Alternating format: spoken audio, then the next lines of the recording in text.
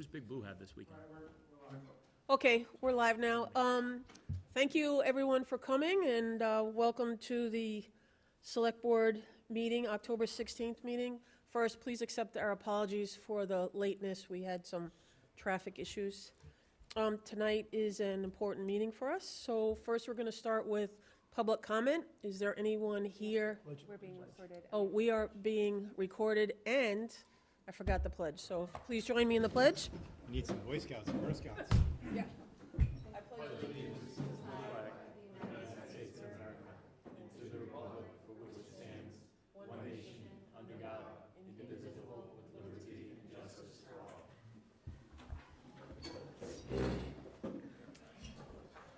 I think starting late has really Wanted to accelerate things. has thrown me a little.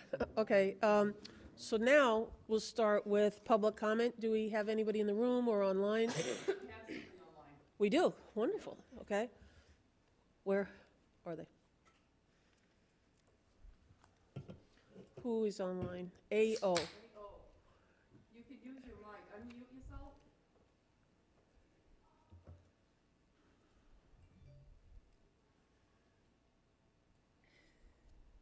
Hello? Amy? Is that Amy O'Connor? AO? Amy, can you? It's Andrea. Andrea? That's what I'm seeing. No, that's that. She's second. Andrea also has her hand up. Can we view it on the side panel, Diane?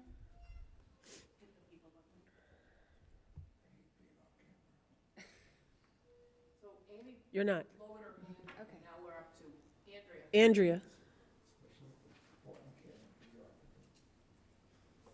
Good evening, everybody. This is Andrea Moore, Precinct 3.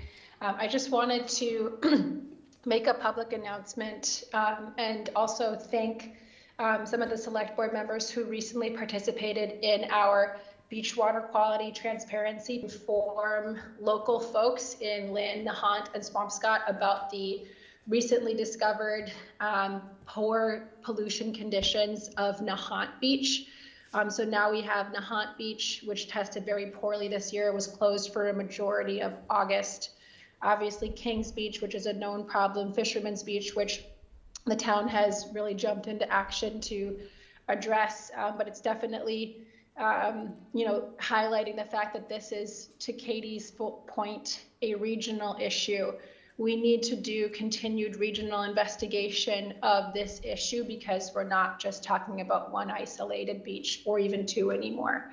We're talking about a huge stretch miles long that is intermittently polluted.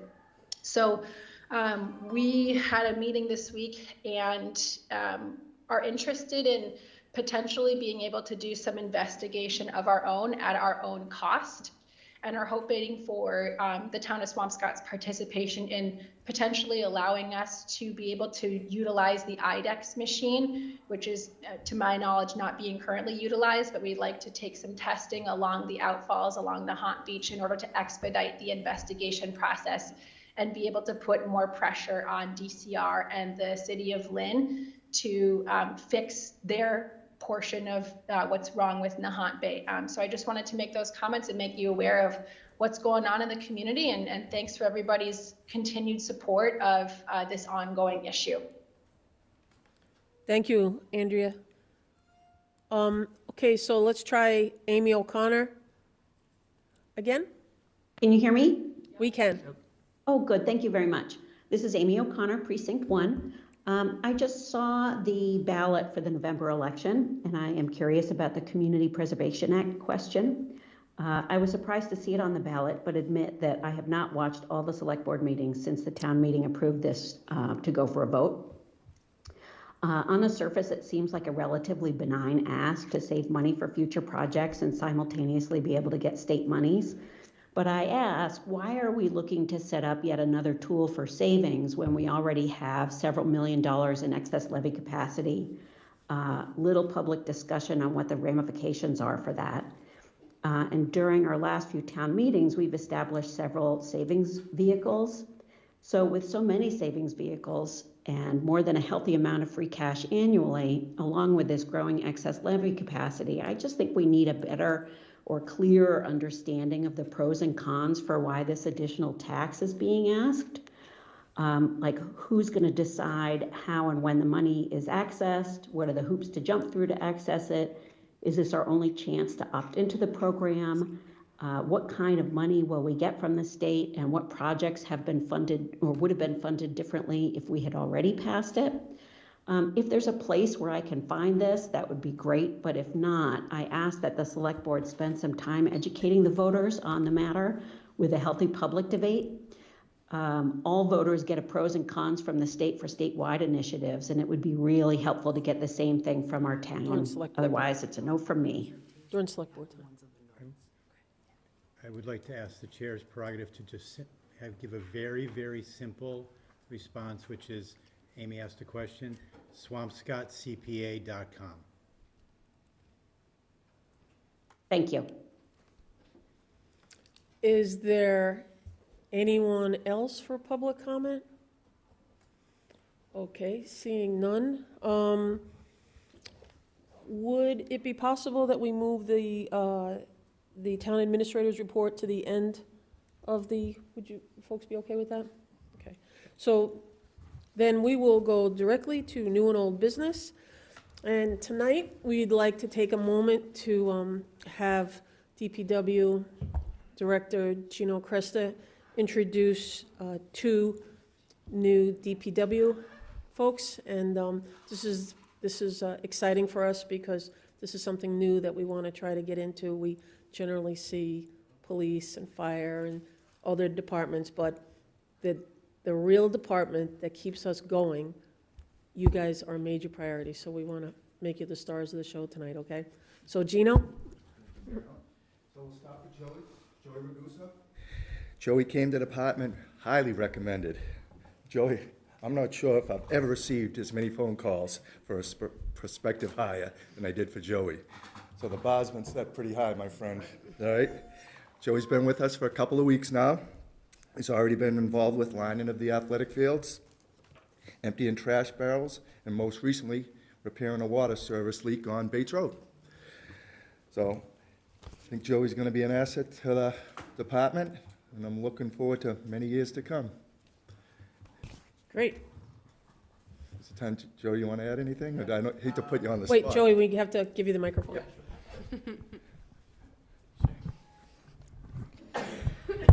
My name is Joe Ragusa. Just want to thank you guys for tonight, for welcoming me to the community. I'm from Nahant, Mass. Where? Nahant, Mass. Where's that? Yeah. I went to Swampscott High, Swampscott Middle School, Swampscott High School, and I'm very excited to do what I can now to help the community grow, help become a place where hopefully I can raise a family of my own and let the big blue pride roll on. So thank you guys. Very good. Thank you.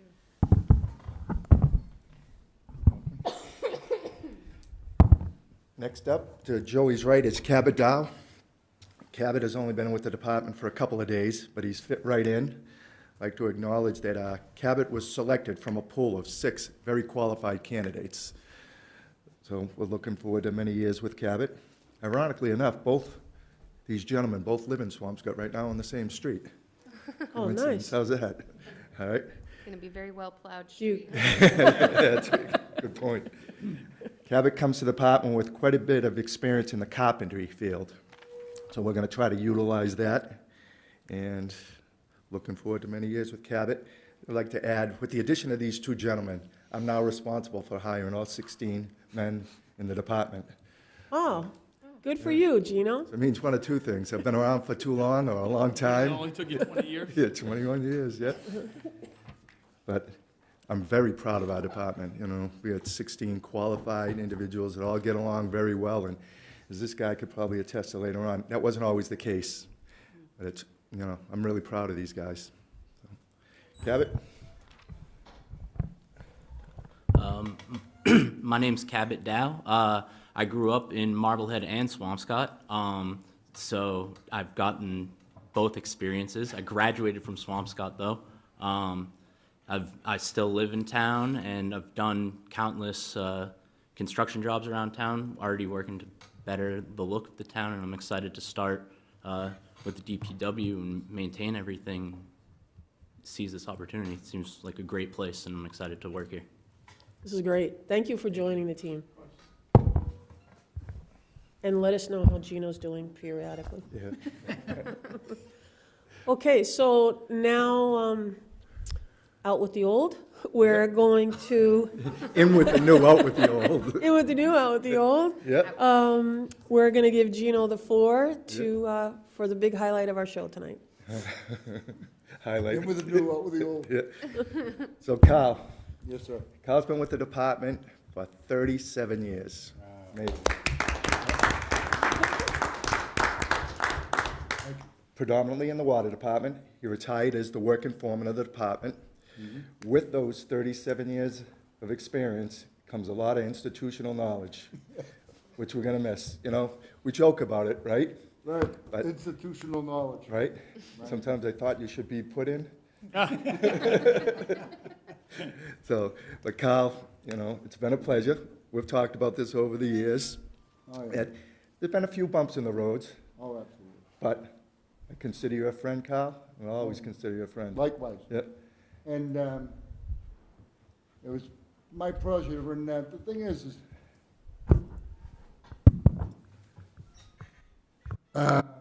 it on now? It's on. Longevity gave me the opportunity to give what I knew about the town, and the town was kind of like, had a lot of little nuances, like, if you weren't there, you don't know about it, you know, like, all the old timers retired, and all the things that weren't written down, you know, like he said, institutional knowledge, and it made me feel good to be the guy that had the answer, you know? And through attrition and longevity, I acquired that knowledge. And he's right about a small group. It's a good group that these guys got now, and it always was a good group. And the thing is even when they're not getting along, they're the first ones to pitch in and do what's got to be done, you know? And sometimes it's a thankless job, but I'm grateful to have had a job for 37 years, really. And I grew up right here on the Greenway. And now I'm trying to figure out where would I be in the park right now? You know, and a lot of memories, a lot of changes. You know, and I'm very grateful. And thank you. So, Carl, we would like to present you with the citation and my birthday gift. Birthday gift for you. So you could just jump up here. Yeah. This is a citation in recognition for your 37 years.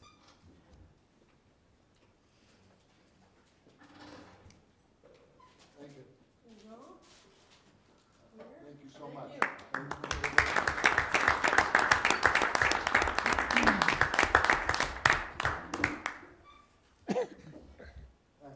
You're welcome.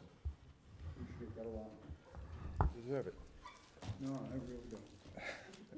All right, so does anyone on the board have any questions, comments?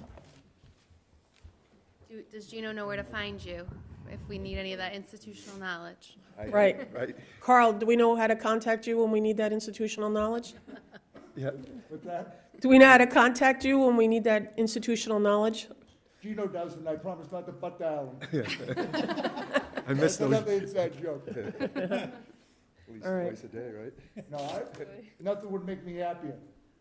Great, To be available to help at any time. that's great. Good to know. Thank you. I appreciate it. All right, so moving along, we're now going to the discussion and possible vote of the new Board of Health member. Thanks, guys. Thank you, gentlemen. Thank you.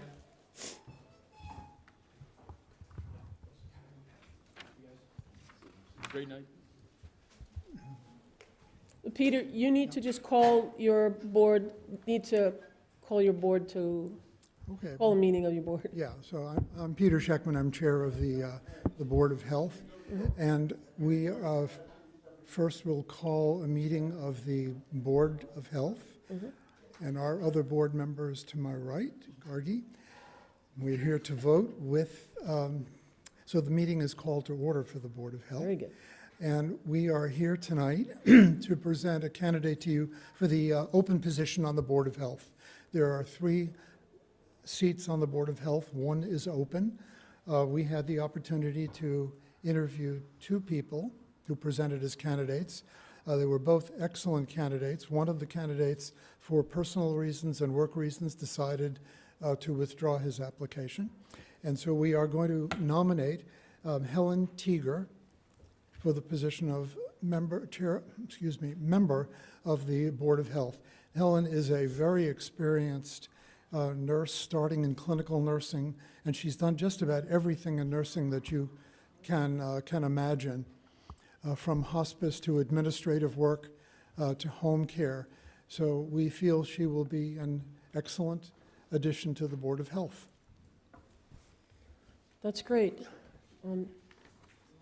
Does anybody have any questions about Helen? So can we, Can we then take a vote for can we have a motion? approval, a motion, or is there a motion to nominate Helen Teeger? We have a second? Second. Okay. Right. They make their, do they motion, do they have to do it first and then we take our vote, or how does that work? Well, it's- procedurally? Why don't you make your motion, then we'll make a motion just to double check it. So, Okay, so I'll make a motion to nominate Helen Teeger for the Board of Health. Gargi, you're going to second that? Okay. Great.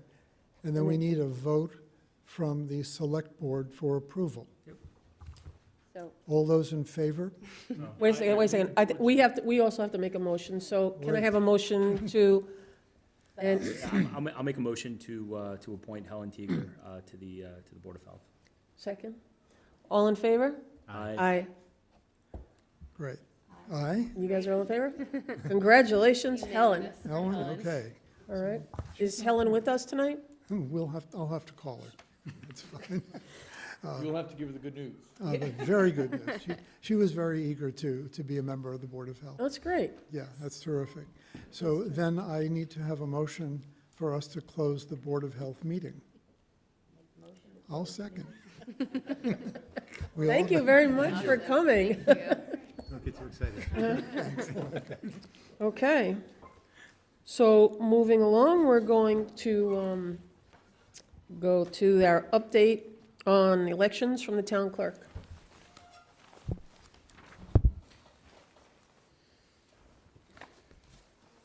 Thank you very much. I was asked just to give a brief update on the upcoming November 5th election. So not this past Friday, but the Friday before that, we had a number of senior tax work-off volunteers, town clerk staff, and others send out roughly 3,800 ballots. If you'll indulge me for 1 second, I would just like to thank senior tax work-off volunteers, Lorraine Grant, Eric Goldstein, Lori Jackson, Sally Geron, Beverly Block, Janet Fisher, Ray Kevorkian, Doug and Sue Burgess, along with Neil DiCillo, Mike Devlin, Jody Watts, and actually her daughter Katie as well got dragooned into helping us. So there was 14 of us in 4 separate rooms that day, and put in roughly 80 work hours to get that all done in one day. To put that a little bit in perspective, we had about 1,000 less applications for the state primary. It took Mike and myself and Neil DiCillo and a few less volunteers over 2 days to get it done. So I'm really grateful for the people of Swampscott who came out and helped. It makes this manageable, and without their support, we wouldn't be able to do that. So far, in the past 10 days, we've received 1,104 ballots back into my office that have been checked in. They get checked in the day they come back, scanned into the computer so that everyone can check the Secretary of the Commonwealth's website to see it. As of last week, when I was not in the office, we got an email from the Secretary of the Commonwealth's office that we were at 99.7% of our ballots sent out. I have since rectified that. We are now at 100% of our ballots sent out. Which is better by about 15% than the state average last I checked. State average is a little over 83%. 83% last week. We've also had 61 ballots for residents formerly living at Swampscott or students and other people living overseas, which is a whole separate process, a more involved process. We have 61 of those that have also gone out. And so the next part to this whole process, now that we've sent out all the vote by mail ballots, will be the voting in person, which will start this Saturday from 11 a.m. to 5 p.m. in the town clerk's office.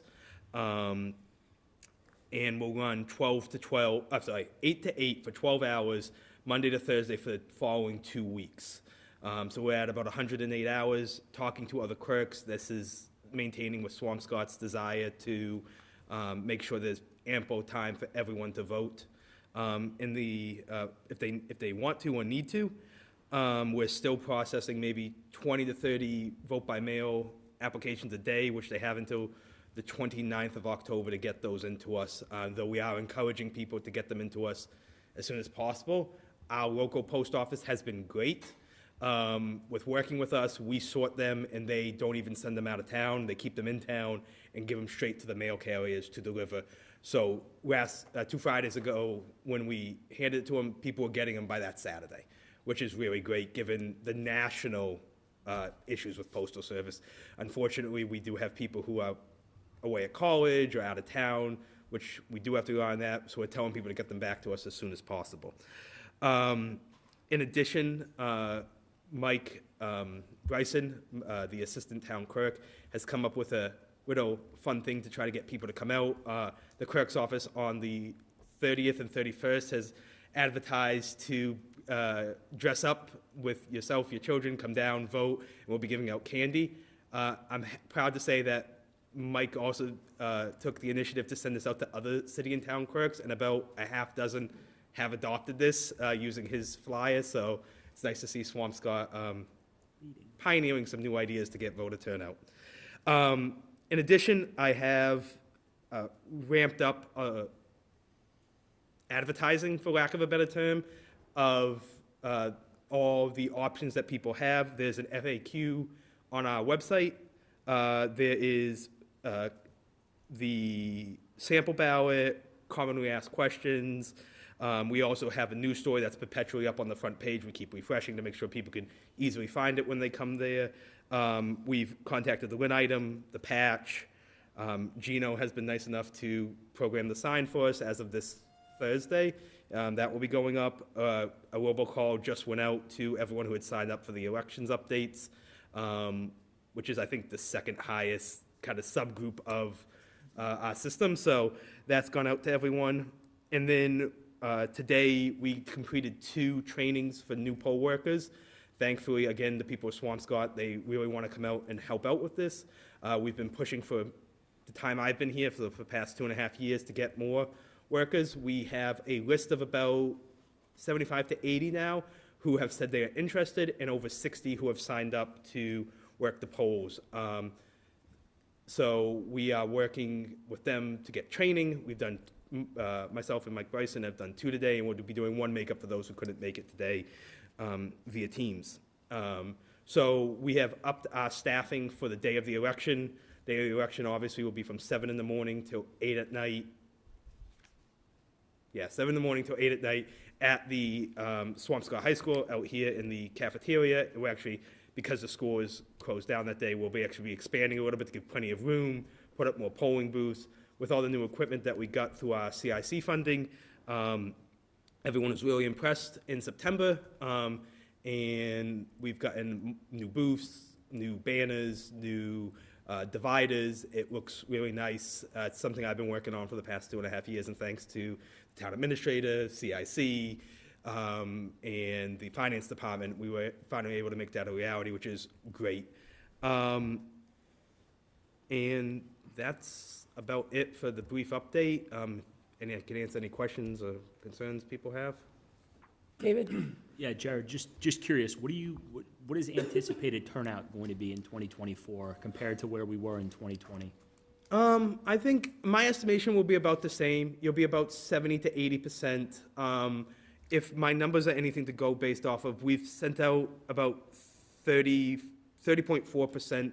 That 3,800 that we've already sent out represents about 30.4% of the population. There is still a large chunk of the population who are old-fashioned like myself. We like to go to the polls. We like to get our sticker. We like to do all that.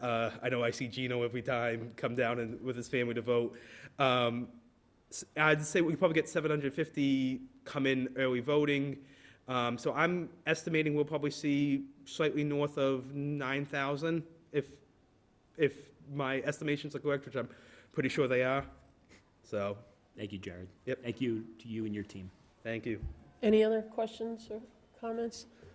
I do have a comment. I actually received a phone call from a young couple in Marblehead that wanted to get married, and they filled out their application, and they were having a little bit of a challenge getting an appointment in Marblehead because Marblehead was just so busy with the election. And they made a phone call to Swampscott, and they had their paperwork that had to be filed properly. And Mr. Bryson told them, come on by at 6:30 today and we'll get you taken care of. And he married them on the steps. Yep. And they were so excited.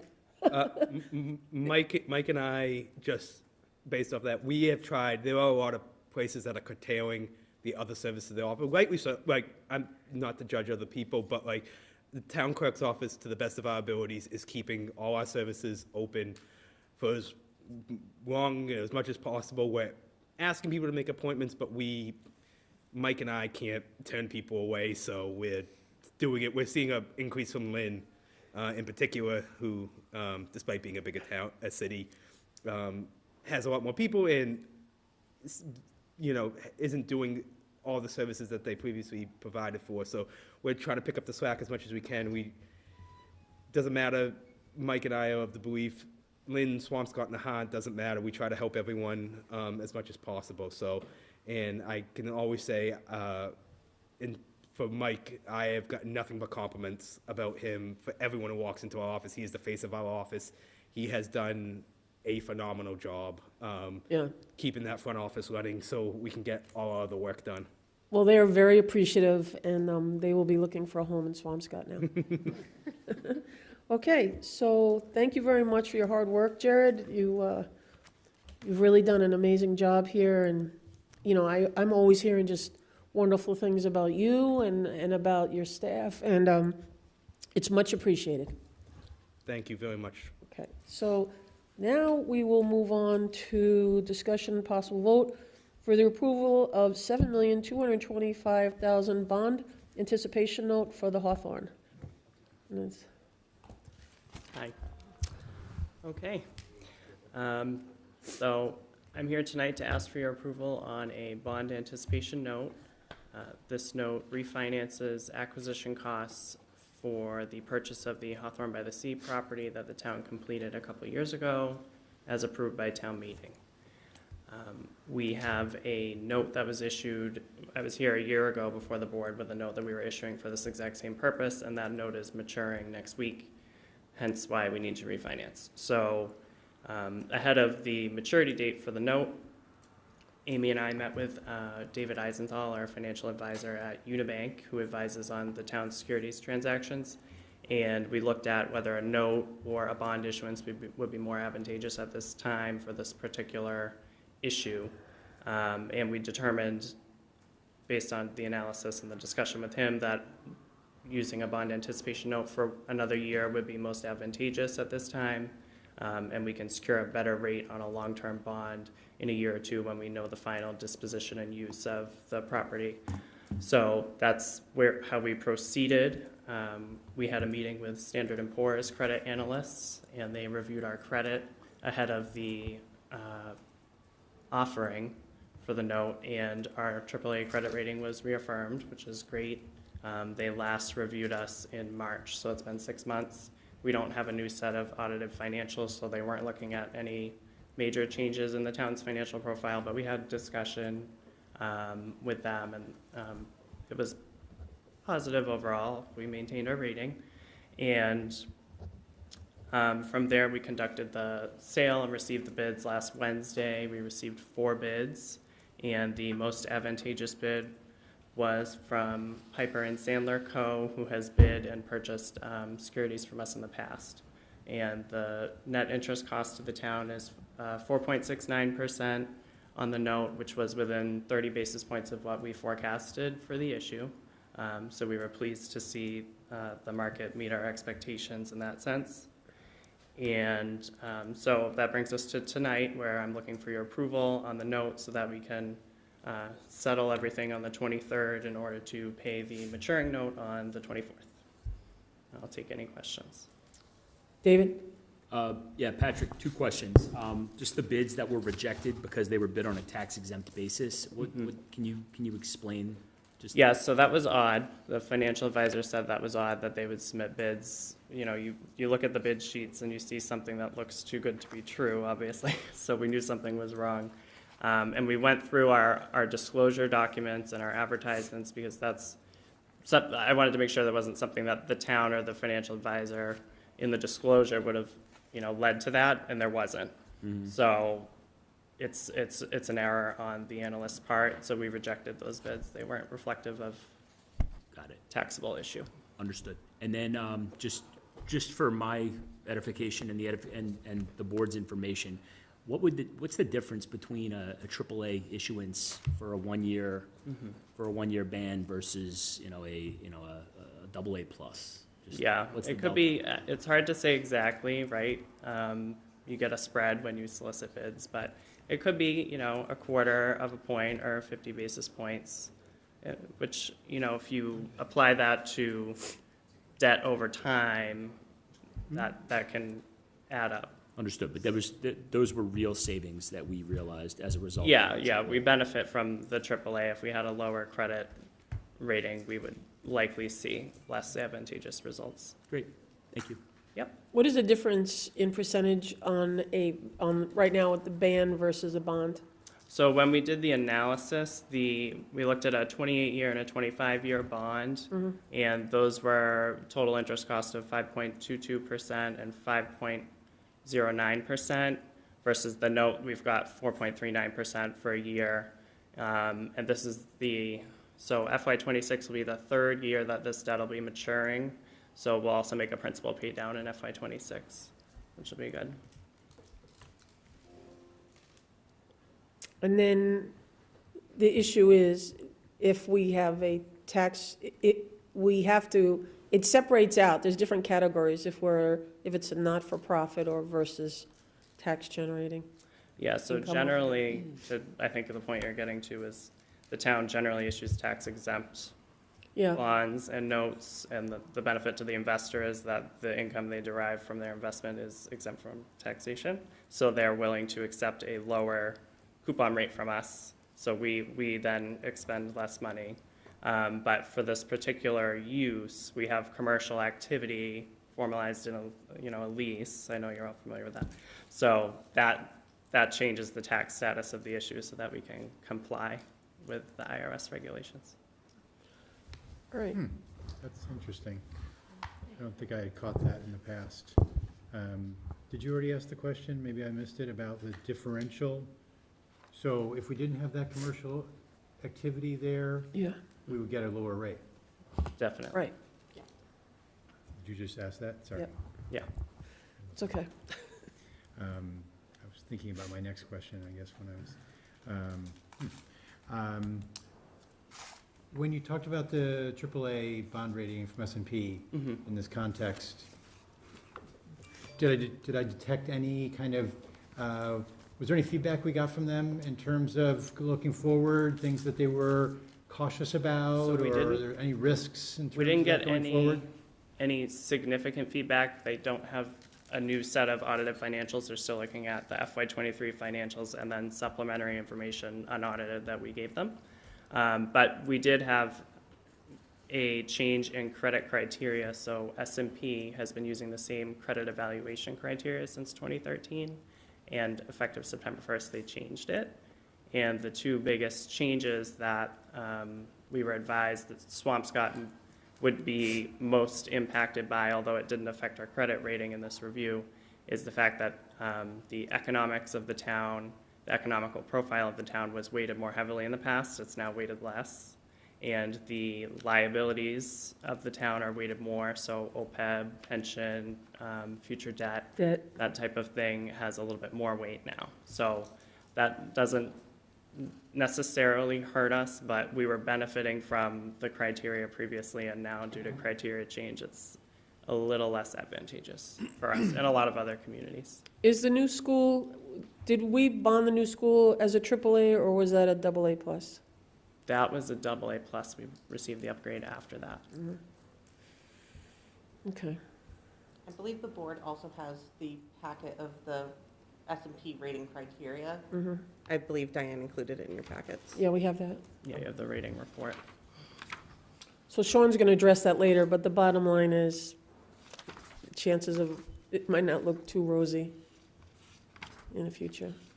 I think, we can have a bigger conversation there.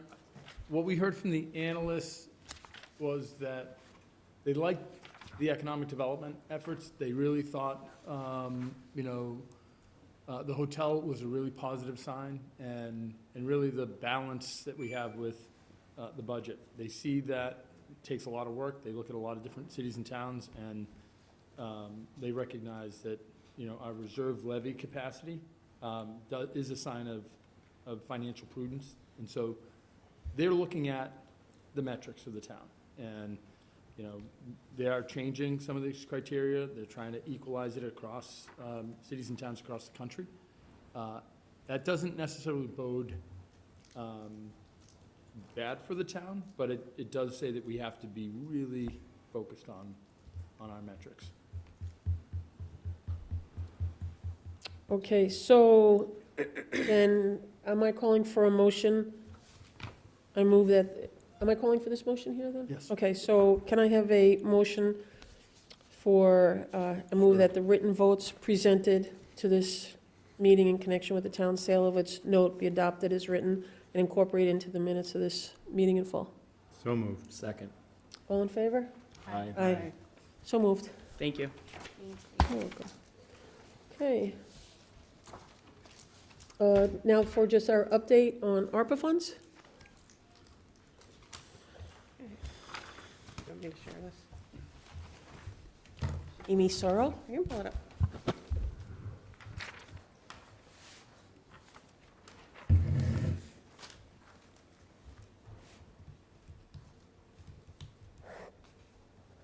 I got you. I'm already up. It's on the screen. Try to help Diane. All right, so this is just a quick update on the ARPA monies. So this is an overview of the spending to date on the projects. I do just want to note that after a discussion, after this presentation was put together with the town administrator and with Gino, that $28,000 on Fisherman's Beach is going to be moved under the general obligation bond, because we're spending that part first before we hit the ARPA. So that's one adjustment from this report.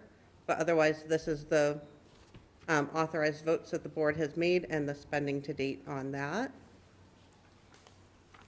Amy, just to clarify then. Yes. On that Fisherman Beach line item, the 28,022 will actually be zero then? Yes. Okay. And why are we doing that? We have an appropriation from town meeting for the work for Fisherman's Beach that was authorized previously. The way that Gino's structuring the project, he has portions of it that are coming out of the bond and portions that are coming out of ARPA, and this is the portion that's going to be under the bond. I have a question about the Pine Street. Yes. So we authorized an amount that's a little less than what we've actually spent. Do we need to re-vote or anything? Yeah, that is a discussion that has to happen if the vote needs to change. A lot of that was the carrying costs while we were waiting for the sale. Yep. Okay, so that's something that you would like we should do tonight? It does not need to happen tonight. Okay. It does need to happen before December 31st. Okay. Or we can find a different place to put it in the general fund. Either way, it's a discussion that has to happen. Okay, so status updates. The Fisherman's Beach infrastructure contract was just awarded and work is slated to begin November 1st. The Climate Action Resiliency Contract has a signed agreement and work has begun. The Townwide Economic Development Study has a signed agreement and work has begun on that. The MS4 work was completed, and this is just a list of the previously completed projects, which were the sewer repair, the health COVID tracing and vaccine clinics, the Pine Street acquisition, and the Hadley RFP redevelopment. This is just highlighting the deadlines that are coming up. So the funds need to be obligated by December 31st, 2024, and fully expended by 2026. So the emphasis from state and federal level is for the funds to be considered fully expended, the checks have to physically be out our door by December 31st, 2026. We can't be receiving any invoices after the fact, any of that. Small footnote, there's a caveat for if you have certain payroll expenses, but we don't. If we have any unpaid items after that deadline, it doesn't matter, that money gets turned back to the Treasury. So whatever money is not spent by December 31st, 2026 is no longer Swampscott's. I added this slide because this is one that was actually in a Mass GFOA presentation that I went to the other day, that was put on by Clifton Larson Allen, so I credited them at the bottom. But per the Treasury, an obligation means that we actually have to have an order for the property or a signed contract. So previously, we were told that a vote by town meeting or a vote by the select board was the obligation. That is not what the Treasury is saying now. So December 31st, 2024 of this year, if we don't have a signed contract in file in my office or an order for stuff, that money's gone. I have had conversations with the town administrator and with our auditors and with the state and federal on what some last minute uses could be if we need to shuffle those. I just want to make you aware of it. And Diane has let me know that the board would like an update for ARPA at every meeting. I don't imagine you want me here every meeting, but I will be providing you with updates along the way. So I imagine, if nothing else, in December, we'll have another conversation where we potentially shift those. And there are some last minute things that can be done without needing procurement. So where are we vulnerable on this sheet here? So if you go back to slide 2, any of those authorizations where we haven't either started it or like even the resiliency project with the grant matching, you know, depending on how that grant works, any of that we might need to shift. I know that vote was taken with a caveat that if we get the grant, the money was already predetermined for where it would go. But any of these, and I will keep you updated as we get contracts signed, as things are awarded. If you would like to keep the town administrator updated on any adjustments you guys may have so that he can keep me up to date as well, that would be helpful. Can you just go line by line and tell us which sites are not obligated? So like understanding that the funds already expended means that those are fine. Yeah, so the first line for the on cover- slide 3, so basically the Fisherman's Beach contract has been awarded and assigned. Is I this have that in my slide office. 3? Are you looking at this? Yeah, that's what I'm looking at this one. This is slide 3? Yep. 2. That's slide 2. So slide 3 is Can- basically the information that you want. So basically if I merge the two, that would be helpful. Yeah, so anything that, if you're looking at slide 2, anything that has a spend to date, that's fine. Yeah, No if we've issue there. spent it, we're good. So the Glover at 30,000, the Glover at 64,555, the partial Fisherman's, well, all of Fisherman's Beach, because that will be It's zero. under obligation because we have the signed Okay, contract. so that one's fine. Yep, The Climate Action Resiliency Consultants, we have a signed agreement. okay, so that's fine. Does the signed agreement, is it for the entire amount? No, it's not. No, it's not for the entire amount. No. Okay. Do you foresee another consultant? Very possibly, and we just learned today, we did not get the Coastal Zone Management Grant. So we were hoping this resiliency grant at the bottom would just be a match, and now we are left without getting either. We thought we had 2 chances, and we struck out. All right, so these are things we should come back and. Yeah. Okay, so we'll just put them on the side. Okay, so the redevelopment of public housing feasibility study, we do not. They're vulnerable, nothing. We do not have an obligation there. Nope. David, do we have any updates on that? Okay, the town-wide economic development study, that one, we're in. That one's process. signed, it's slightly under the 60,000, but I'll follow up with Marzi to see if there's an intention on the other, I believe it's 55,000 that the contract was signed at. So if we have anything, 50,000, we if got we have anything left over, we can come back and just. Yes. Well, we have something else where, I think, yeah. Okay. The MS4 work for Fisherman's Beach. It's complete. It's complete? Yep. So it should be over here. So there should be $50,000 in the, I believe Gino just told me yesterday that you have the bills and turned them in, they just haven't been processed yet. The MS4. Yeah. Throughout the town. And this, yeah, I guess Fisherman's Beach part of the whole town, so. Yeah. Contract was a lot more than that, I think it was $174,000. So even though he has it for the whole town, this says Fisherman's Beach, it doesn't matter? The portion of it that was approved is the entirety of the bill covered multiple MS4 areas. Okay, so we'll. It is broken out and we are clear on that. Okay. okay. The public health projects? We have some contracts underway. I did speak with the health director and they are confident that they will have all of their obligations signed. So I think, to Katie's point, it would be helpful To see those to come back broken out. next time with another column Yep. with anticipated expenditure, right? So we know, Can we also know what some, I'd like to make sure that the public know what some of these projects are. And are we doing any programs with the schools? Yes. Okay. So they are doing a literacy program that they have partnered with the school. Okay. They are also doing a mental health partnership with the school as well as one for residents townwide. Right. They are doing outreach and they are also, there was a smaller part of it that was a couple thousand and I forget what that is, so apologies, Jeff, if you're watching this. Okay, and then they also, they also have the opiate money. Yes. Separate, okay. Mhm. And they have been, I was just on a call with the school and the health department last week discussing the opioid monies and the partnerships they're doing with that as well.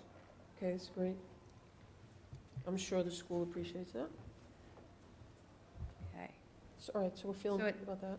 And Doug, could you just explain again the resiliency project grant match? yeah, remember, we had, it's like $400,000 proposal that we put in both to coastal zone management and municipal vulnerability preparedness, and we didn't get either of them. So we had hoped that we would only have to put up like a $40,000, that's what the 40K is, $40,000 match, although we had allocated full 200. So I think, I don't know if it's really the time tonight per se to have that conversation, or Danielle and I have been talking about that we really need to come back and have a full discussion, especially now in this context, about what we want to do, because it is my opinion, I think we talked about this before, that we need to go ahead and actually do this resiliency planning now regardless. We can't keep waiting. And be prepared for when, part of the issue, I think, is that we weren't as prepared as we needed to be. So we may need to do this work on our own to get more prepared for when the next grants come. And we need to get all on the same page about the scope of that. So, The coastal zone management, is that comes from the state or the federal government? state. So is there, because what I'm hearing is the state is issuing grants to communities that did not vote for 3A. And they're saying to communities, here is the money that you've been awarded, but you must be 3A. And they're not compliant with 3A. So they're going to lose out on that money. So I'll call Jenny Armini and ask, how is that money going to be coming back into the state? And for communities that have been compliant with 3A, do we have an opportunity to tap into them? Yeah. So Marblehead was awarded. Marblehead was, no, but if Marblehead was awarded, they have a note on their award Okay. that you can only have this if you are compliant. By 12/31/24. Yes. Mm-hmm. Yep. Well, So maybe we can get Marblehead's money. Second bite of the apple. Right, that's That's That's a what we're- hope, and not Yeah. necessarily a plan, but yeah, okay. But we have to spend, we have to obligate this money. Right. Yes, So yes. either way, we can find a way to spend that money. We have an incredibly detailed proposal about how to spend it, so that's the good news. Yeah. We just need to make sure we're all on the same page about making sure to move forward with that, so. And not to put you in the hot seat again, but Doug, what's the plan for Glover? Do you know? You had to ask that. Only because there's 90, Yes. for Yeah. $5,000 here Yeah. that we committed to them. Ongoing conversations, Maybe I should be looking this way. Is Yeah. that what's happening here? I was in touch with Mr. Athanas today. I was in touch with the attorney that represents Mr. Athanas. I think there's a sense that we could actually do some things, and we're just trying to outline some legal agreements to allow the town to expend some of these dollars. Does he know that we only have until December 31st to? They do know that we have careful. funding So that has sure been he does not appropriated through ARPA. I have not stressed the deadline, Okay. but I will do that. I don't know if that makes a difference, but just to say it, to put it Yeah. out there. Is Glover, hold on a minute, we only have one Glover or two? No, we have Two. two Glovers, Two a 30 and allocations. a 64. There's one above and below Okay. Fisherman's Beach. Glover, okay. Glover everywhere. All right, I probably should consolidate them, but there were two separate votes, so I kept them separate. okay. So I think we can update this spreadsheet, add a description column, put more data in there, including times and, deadlines for the work, what's been expended year to date, what's been authorized, and whether or not we need to come back and actually have a conversation with the board on certain items that we've discussed tonight. Yeah, and one thing I should just note about the Glover, we actually do have a signed contract for $30,000 Okay. for the Glover, of which some of that money has been expended. So that was the initial kind of assessment of whether or not it was salvageable and to what degree and all of that we voted on and all that. So that piece, actually, I'll follow up with you after to see maybe who they has the haven't even contract. invoiced us, because it was, maybe they only did 5 Yeah. to 10,000 of the work yet, I don't know. I'll follow up because I don't have a copy of that contract, so. Okay. Just an update on the reporting, so Swampscott's considered an annual reporter, so every April I submit our reporting. My next one's obviously due this coming April. I'll have 3 more reports due in 26, 27, and then a final reconciliation in 28, with a final audit documentation limit in 2033. So there was a large joke amongst all the accountants and finance directors of who would be retiring or who would actually be around to see this money through. I was excited to see my final CARES and FEMA come through, and then we got ARPA, and we'll see at what point in my career I finally escape all the COVID money. One notation, just because Swampscott's award is under the $10 million threshold for revenue replacement, the recommendation from state is that we should, regardless of what we're using it for, even if it's already a useful thing like water and sewer infrastructure, we should vote everything under revenue replacement. It has lesser procurement requirements, lesser reporting requirements, and less stringent. They're not going to look at it as closely because you're taking it as revenue replacement. So that is the recommendation that they gave to us. So that is what I am recommending to the board, is that when we do the final discussion, we just, everything is revenue replacement for these specific purposes, and they aren't going to scrutinize it as closely as they would if we voted it under those other buckets. So under that, so what you're saying is we have to make sure at our second meeting in December, that is on our agenda? Yeah. Okay, revenue replacement, and we're under that percentage? We are under the $10 million award, so we can take the entirety of our $4.53 million as revenue replacement. Okay. Just a follow-up that I'll be providing an update to you for each of your meetings through the end of calendar 24.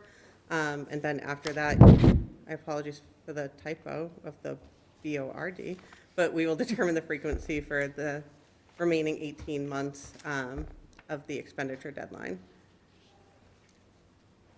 And like I said, I don't imagine you actually want me to come here. If you do, I will. But most likely I will just be providing, I will hang out with you guys as much as you want. I will most likely just provide the update to the town administrator and Diane to share with you, and you can determine if you actually want a presentation or if you just want the information. Okay.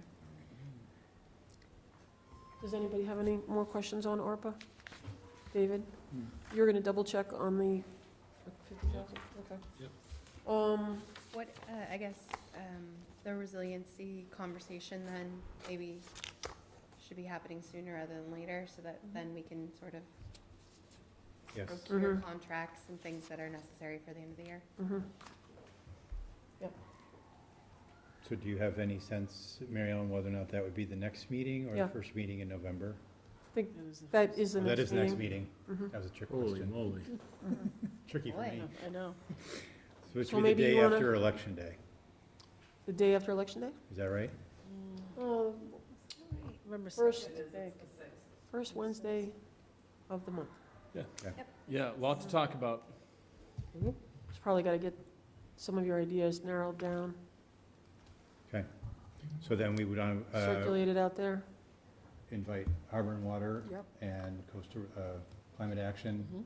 Anyone else that I think. Or should we have a separate meeting in, should we have a separate meeting for that with all? I'm assuming Harbor and Water, Climate Action, they're gonna, Meeting, if she suggests. Doug, you're gonna meet Well, I'm with just- Climate I have Action, to- we get have some to look and see what we recommendations from have. them for the, All right, why don't we just, I'll call you tomorrow. Figure that out. Or over the weekend. Tag, you're it, Doug. Okay. Now let's go to our, my favorite part here is our quarterly update. Quarterly update with Mary Ellen Fletcher. And we'll have Amy Sorrow back on the stage for that.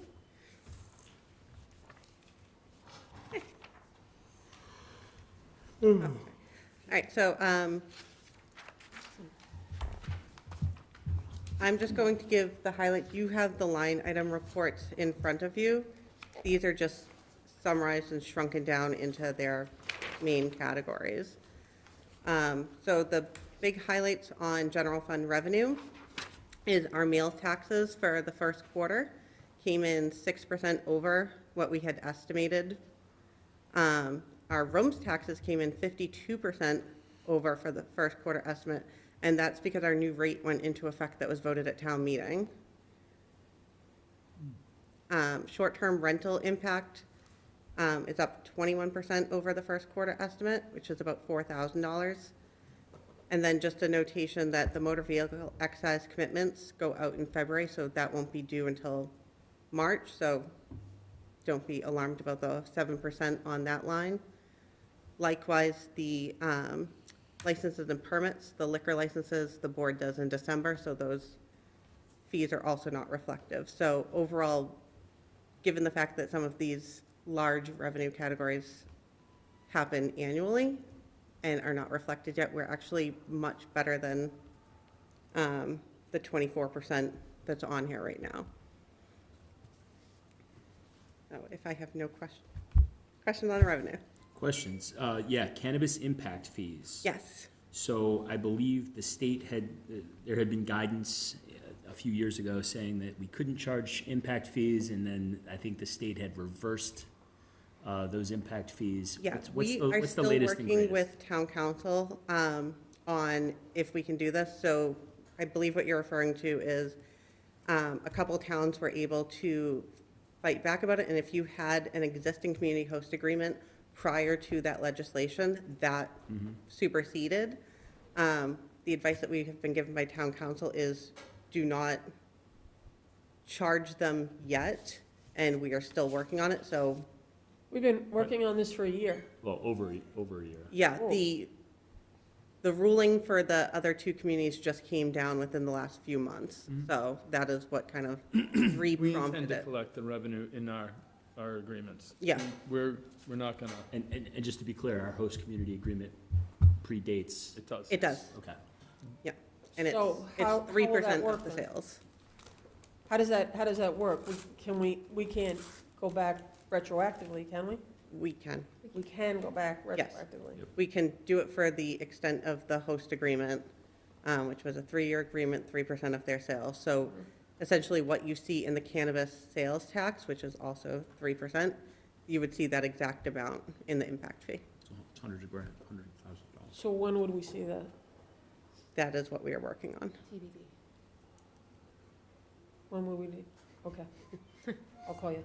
Yes.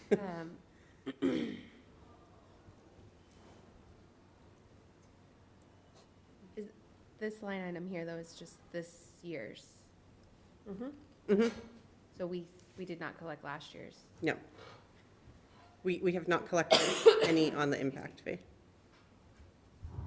So overall, on the revenue number, on the local receipts, you're at 18.02, and yet we're at 25% of the year.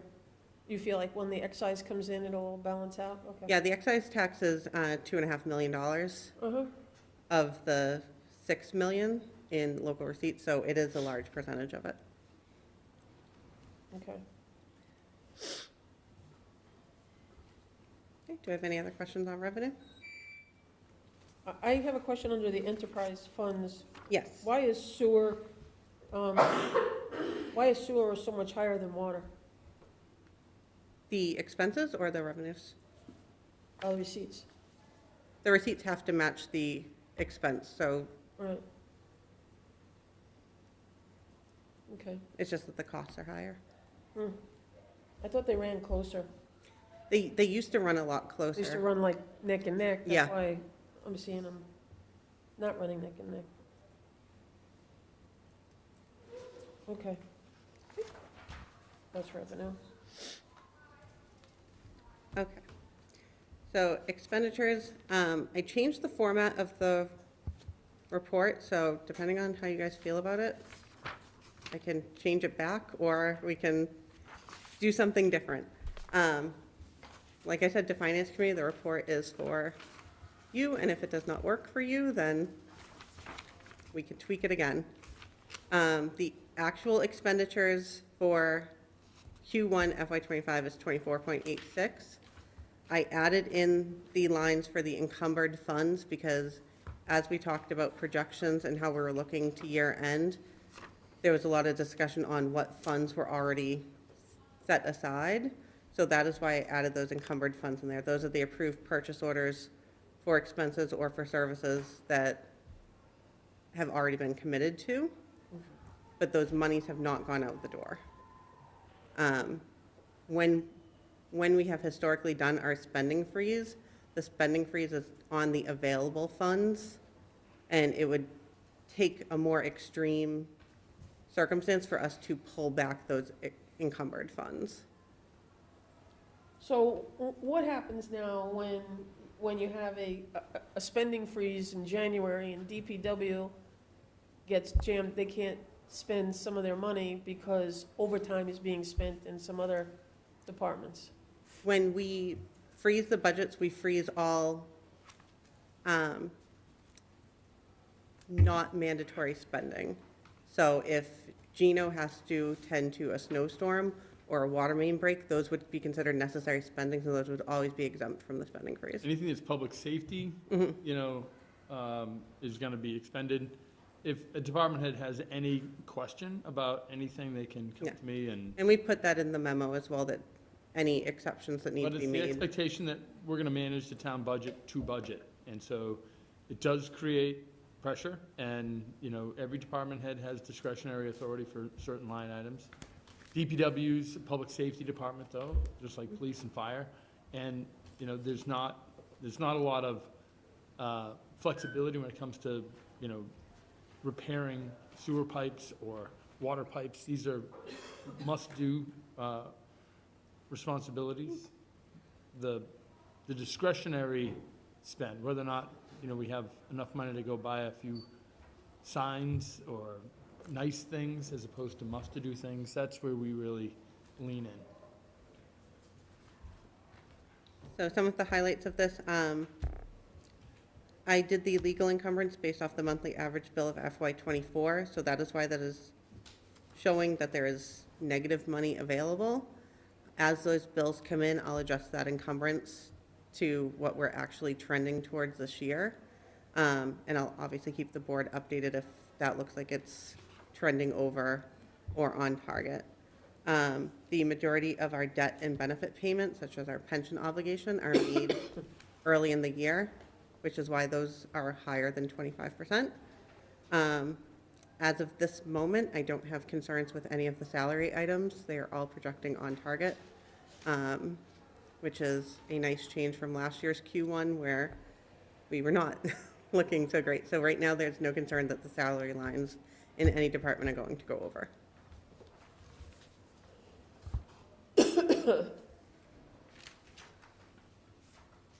If there's no questions on expenditures, I decided to break enterprise fund out into its own slide on here. Just to highlight it, we're at 16% actual spend to date on all of our enterprise funds.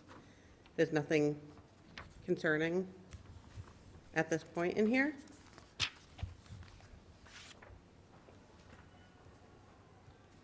And then the board had been asking for revolving funds, so I added it into our presentation. So I did the... We didn't have it in our packet though, right? You didn't? It's in here. What's it? I did not found the packet I had earlier. That's all right. Yep.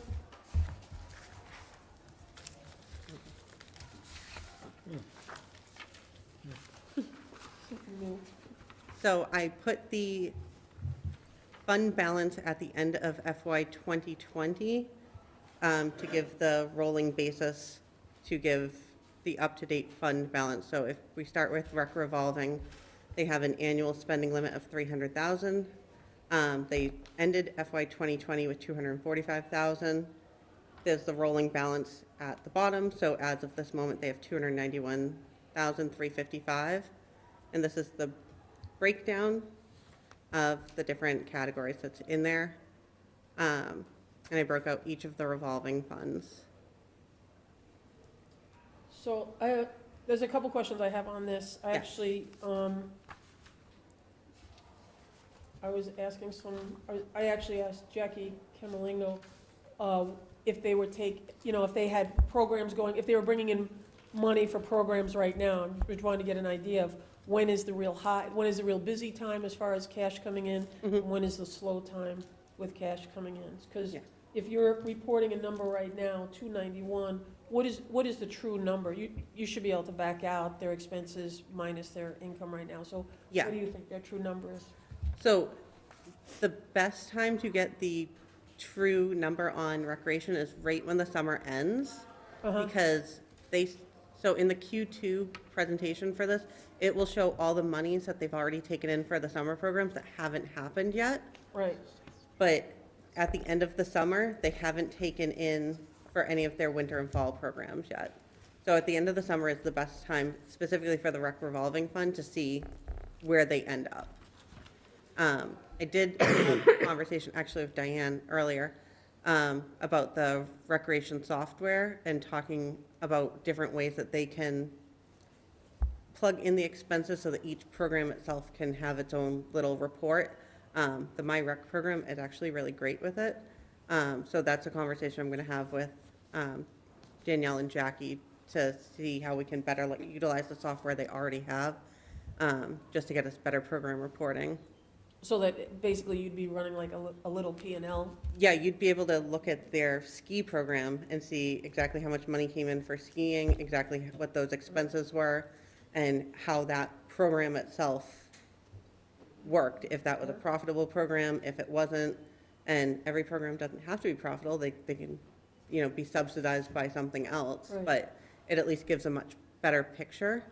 So that's something I'm going to be talking to them about utilizing better. So what would you say their number actually is then? At this exact moment, they have the $291,000. But they're also carrying, according to Jackie, there have people signing up for programs Future that they programs, haven't yes. started yet Mhm. with their expenses. So I guess, what do you think their number was at the end of the summer, or? It was about 450,000. Really, it's higher? Yes. But then they did buy the movie screen right after. So. More movie screens. Okay.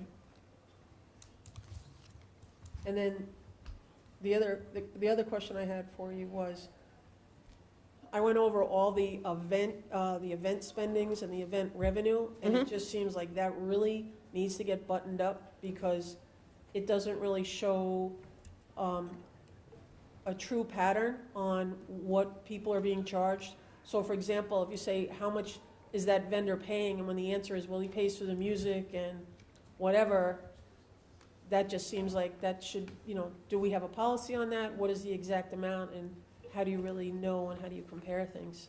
Yeah, that, the town administrator, myself and the rec director have talked about starting to make more policies on that, and that's something that we are drafting right now. That's great.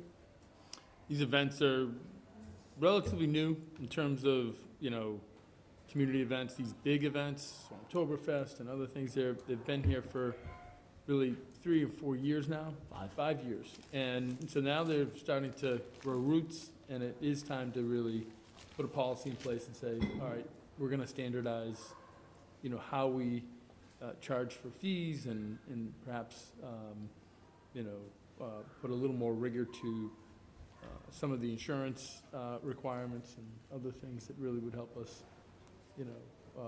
ensure that we have consistency with these large-scale community events.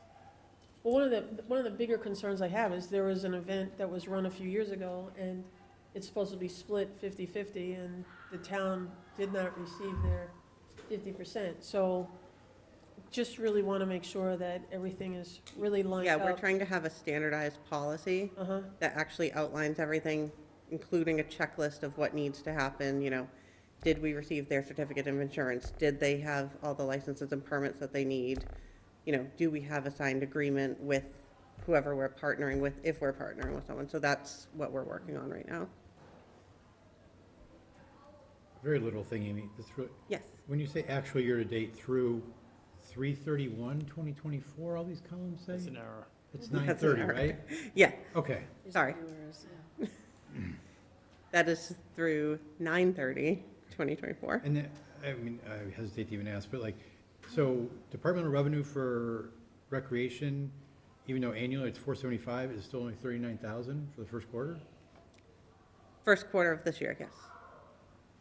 But it usually runs 475,000 for a year? No, that's the full year.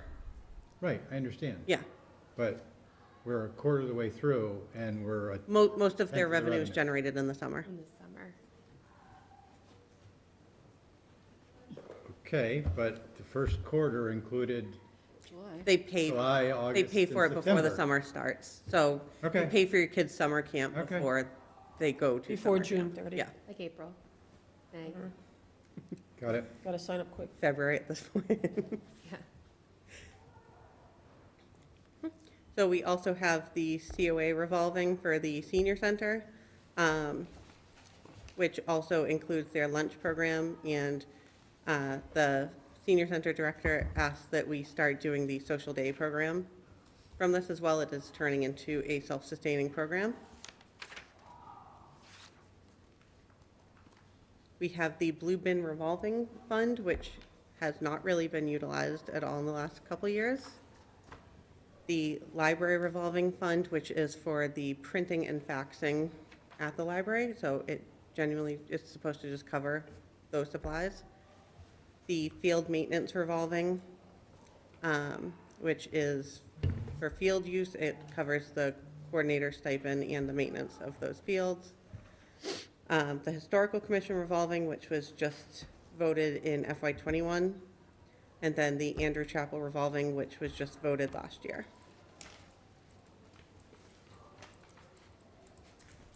Does anybody have any questions on?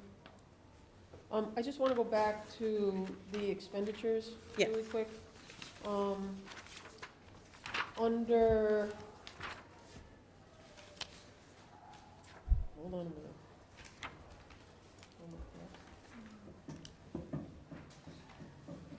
Under our insurance bill, Yes, is that paid in full?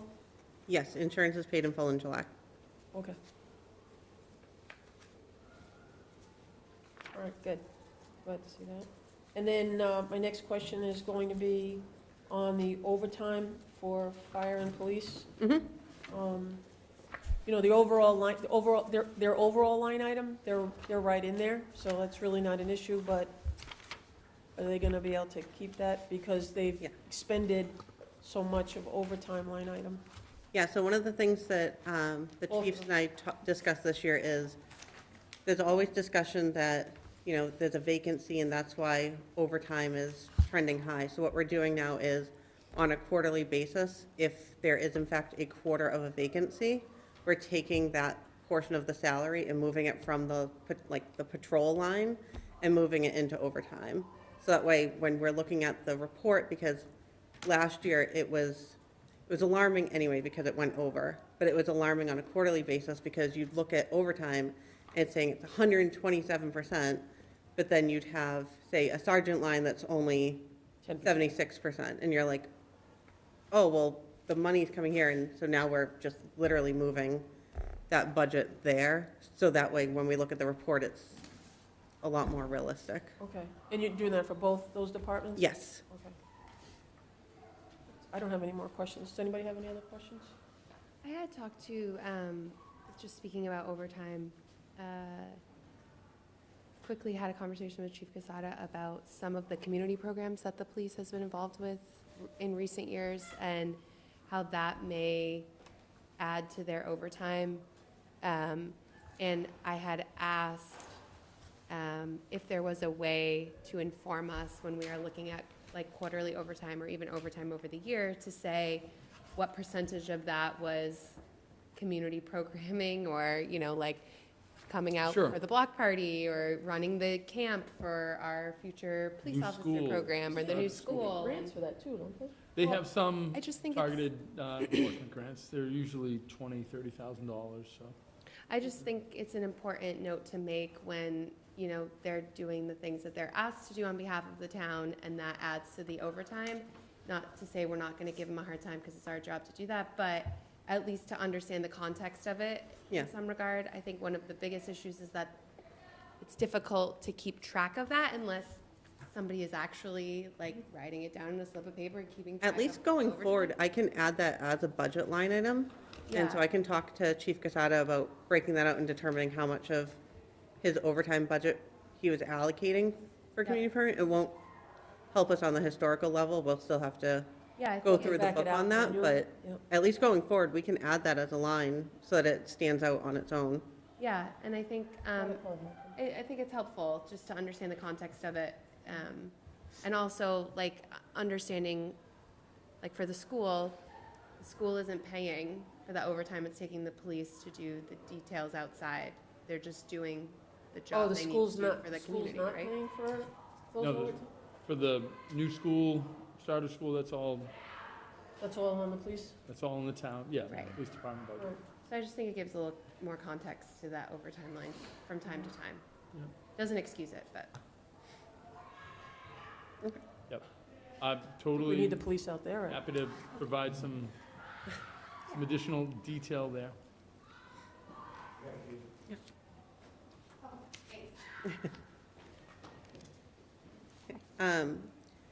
So we will do, my department is doing a regular review of open purchase orders quarterly to keep that encumbrance line in check. We're regularly reviewing the department's activity and adjusting their staffing to stay on budget. And that includes adjusting the budget lines to line up with reality. Having consistent updates with the town administrator on the budget status and projections. And we are already working on FY26 budget development to start next month. So I put this nice little timeline, and I gave Mary Ellen the printouts of it in case you would like it. I'm gonna distribute it through email to all the staff boards and committees in the morning. I wanted the board to have it first. So this is our regular timeline to through budget development, capital, and everything else that leads us up to annual town meeting in May. That's it. Okay, does anybody, David, do you have a question? Danielle? Nope. Doug? Nope. Katie? No, I have a question, but I think I'll circle up with Amy afterwards. Okay, great. Might not be pertinent. I do have a couple little questions on Yeah. the budget, but I am going to call you because they're just Absolutely. little things. Okay. Thank you very much. Thank you, Amy. Amy and Patrick, thank you so much. Now let's go to our, hold on a second. The risk of, you can say if this is out of order or not, but I mean, is this a time to give an update about the, talking about finances, what's gonna happen with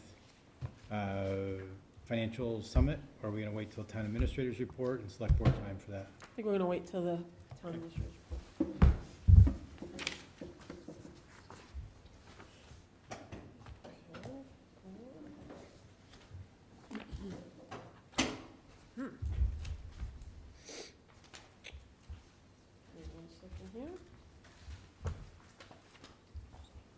Now let's move to our discussion and possible vote on the amended art and museum donation placement policy. This is the third visit for the policy. And does anybody have any questions on the policy? It went back to their committee. It did, yeah. And are they all set with that? I believe they're all set. They being open space? Open space and rec. Open space and rec. Mm-hmm. Okay. Are you the liaison for that? Oh, yeah. Great. Ryan is on. If you want to talk to him. So you want to talk to us? That's the real question. Is Brian? Hold on. One second.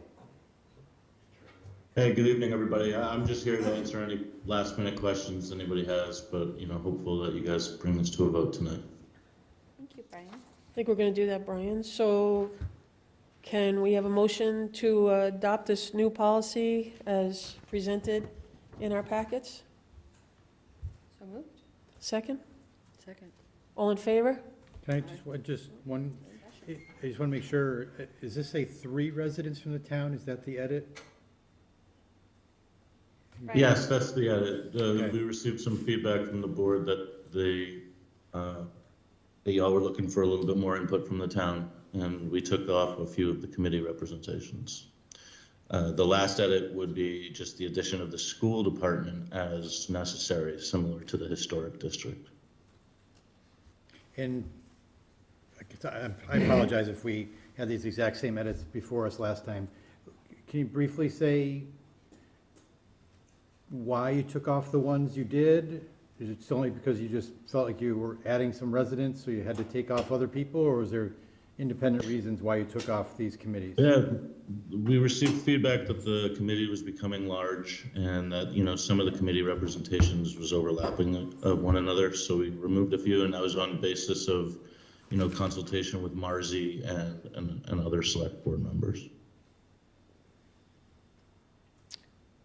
Doug, are you comfortable with historic committee coming out of there? Yeah, I can see Conservation Commission kind of, because you have open space and rec, if you kind of think that have similar And I can see interests. finance coming out because, We're not really talking about major expenditures Right. here, right? That's my rationale. Right. But historical, I was kind of wondering, that seems like they might have something useful to say, especially frankly, because we have some trouble with cultural council really Yep. functioning on its own, let alone actually representing other points of view.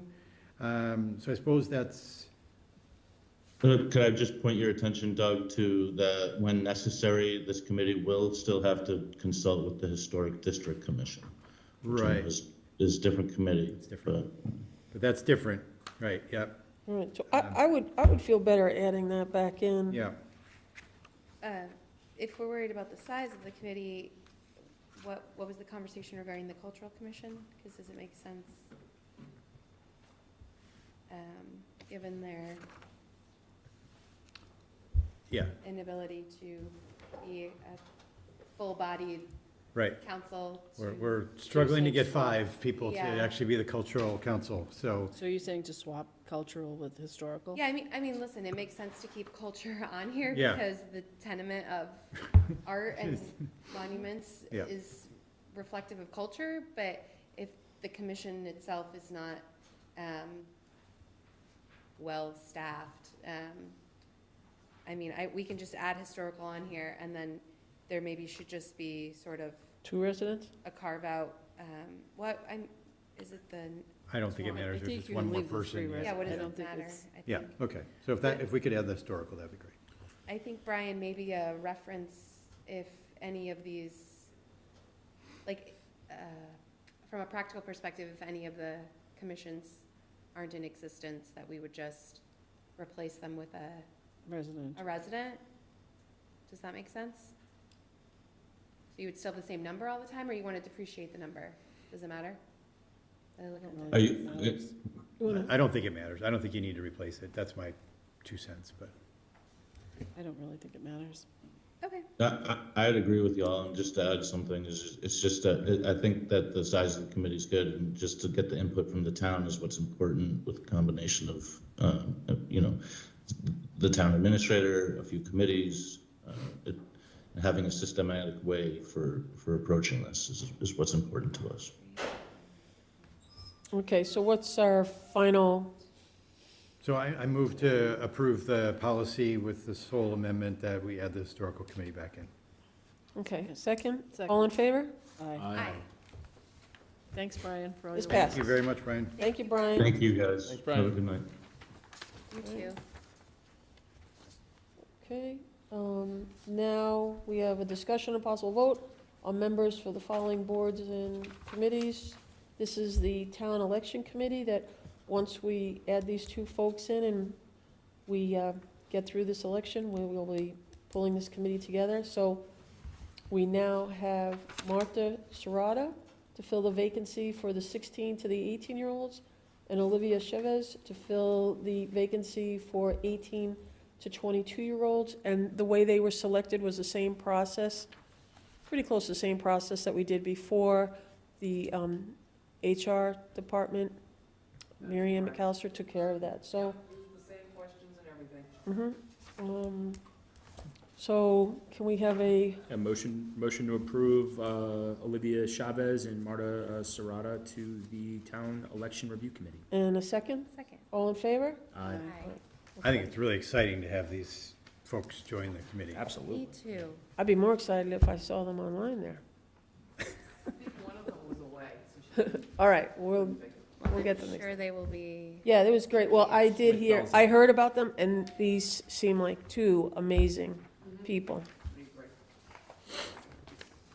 Okay, so now discussion and possible vote on select board liaison to Community Life Center. The last time we brought this up, we had 2 select board members that wanted to wrestle us out. Do we have, what candidates do we have here tonight? You going down? We doing rock, paper, scissors? Are we choosing one? Is that the idea? We only have one? We're gonna have one. Oh, okay. Is there anybody that wants to raise their hand for this? Okay, so can I have a motion to appoint Katie Phelan So moved. to the Life Center Feasibility and Study Task Force? So moved. Second? Second. All in favor? Aye. Motion carries. Very excited to start this work. Thank you, guys. All right. So should we boot item number 10, the handbook? Because it is getting a little late, to our next meeting, or do you want to start to tackle that tonight? I don't think I even sent copies of it. I was gonna say. Okay, so we're going to move that. Yeah. We're not going to blame Diane. The social media policy, though, that we provided last time, we should next time maybe get some feedback, because that was just something that we sort of Compiled. pieced together, compiled, thank you, Danielle, that sounds much nicer, from other local towns and cities, so like, it'd be needs to be great to have refined. some directional feedback on that, if something works or doesn't work, or.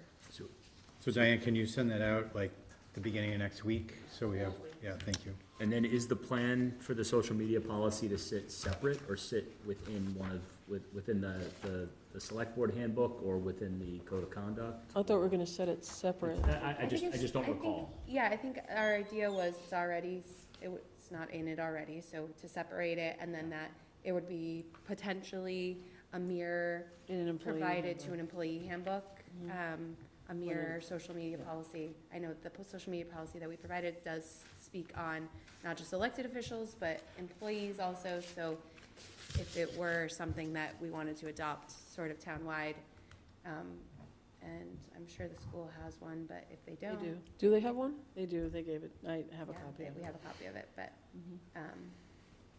Is there a reason why we would have to have it different?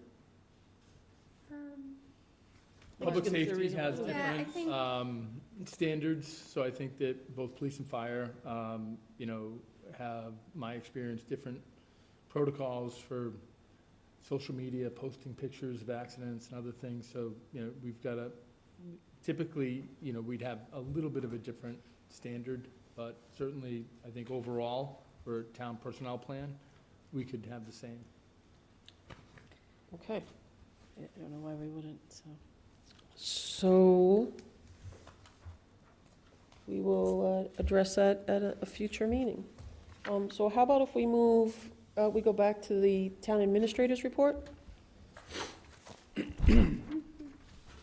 Sure, just want to thank Patrick and Amy. The work leading up to bond rating is significant. We have to really review all of the town's finances over the last year with analysts, and I think, as we discussed earlier, this new standard is going to put some additional pressure on the town, but we've put things in place that really help support a AAA bond rating. This is the best bond rating that exists in the nation, and certainly reflects a lot of hard work over the last many years. Finance committee, town meeting, select board members, it all has led to really great interest rates and significant savings for the town. We had a busy week. This past week, I had a meeting with Mayor Nicholson and key stakeholders, including Gino, to talk about a number of the complementary solutions that we're evaluating for Kings Beach. There continues to be a lot of interest in the UV, or ultraviolet light disinfection. This has been reviewed very carefully by DEP and EPA, certainly City of Lynn and Save the Harbor. They are really looking forward to doing a few more tests to really evaluate its efficacy. We're also looking at advanced oxidization. This is the nano bubbles. This is something that the executive director from Save the Harbor, Save the Bay has felt very strongly could be a very useful, supplemental solution to the bacteria that comes out of Stacy's Brook. Primary concern is that this has an impact on some of the microvertebrae, and this has been highlighted by the EPA and DEP. I've also pressed for, the outfall extension.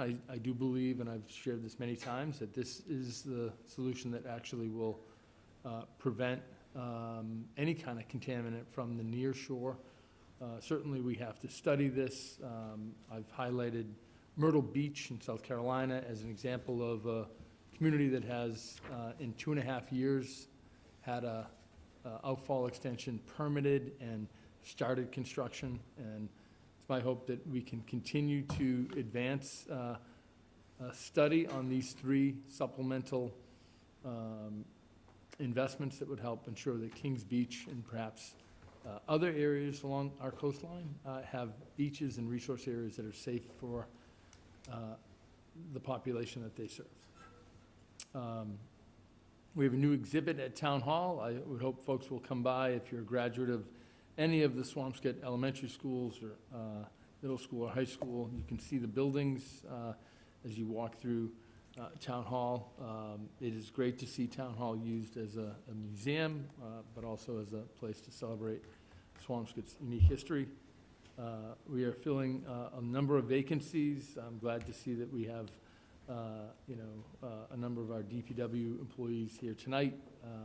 Certainly it was wonderful to work with Carl Ekman. Carl was one of a kind, and Gino, I want to thank you for caring for him and being a good supervisor to him. Carl was a joy to work with, and certainly I know that Joe Ragusa and Cabot Dow will follow in those footsteps. They're absolutely terrific individuals, and we've been fortunate to have a number of really good people working in the DPW. We are moving forward with our DEI consulting firm. They are working. They're looking to have a jam session at the Swampscott Public Library and get residents' feedback soon, so we'll keep you posted about that. Senior Center is busy with their series on housing. Heidi is as busy as any senior center director in the Commonwealth, doing all sorts of important work. Last week I had an opportunity to meet with a student from Australia to discuss the synergies between the senior center and the high school and the programs. It's hard for me to believe that just a few years ago we had an entirely part-time staff at the senior center. Now it seems as though we have one of the busiest senior centers on the North Shore. Health Department has been busy. They have installed Narcan boxes in public buildings. We have training. If you would like training, please contact Nia Illingworth, our full-time nurse. We do have a part-time opioid settlement fund prevention recovery contractor, Michelle Simmons, that has been hired to help us with that. Week of October 21st is the next curbside yard waste collection, November 11th and December 9th are the last two for 2024. So if you like raking leaves, again, October 21st, November 11th, and December 9th for curbside collection. Our Solid Waste Advisory Committee has our first ever pumpkin smash that will be held on November 3rd in the parking lot of the football field. A lot of really important ways to remove that organic waste from our solid waste stream. It saves us money in our town budget, but also gets those pumpkins to Black Earth that can help make it a renewable resource. Had a meeting last week with our veterans agent to go over our veterans housing project with the VFW, but also got an update on our Veteran Service Hero Meals program, a partnership with Greater Boston Food Bank. We serve over 50 veterans and their families as part of a monthly food program. Mike Sweeney has been busy working on our hometown service banner program that Mary Ellen has really championed, but this is something we've been looking at over the last couple of years. We have over 40 veterans pictures that we're going to put on banners and light posts around town for Veterans Day.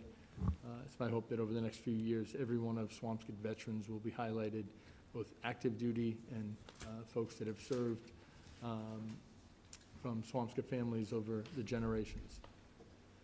If you have any questions, please call 781-586-6911. If you have a family member that has a picture or wants to be highlighted on these banners, please reach out. We certainly want to celebrate our veterans.